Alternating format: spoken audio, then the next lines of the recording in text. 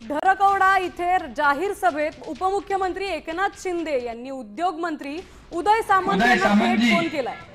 मी इथं पांढरकवड्यात सभेत आलोय। लोकांची मागणी आहे, इथे रोजगार नाही मिळत, इथं MIDC पाहिजे, जागा द्यायला तयार आहे। नक्की आपण आचारसंहिता लागले की ताबडतोब कारवाई तर शब्द देऊ मी त्यांना। हा मग बघा ना, तर आदेश गडबड करायचं नाही। हा ठीक आहे ओके। हॅलो,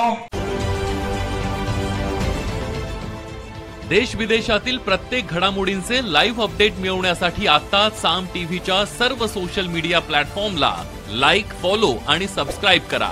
तसंच सर्व नोटिफिकेशनसाठी बेल आयकॉन प्रेस करायला विसरू नका।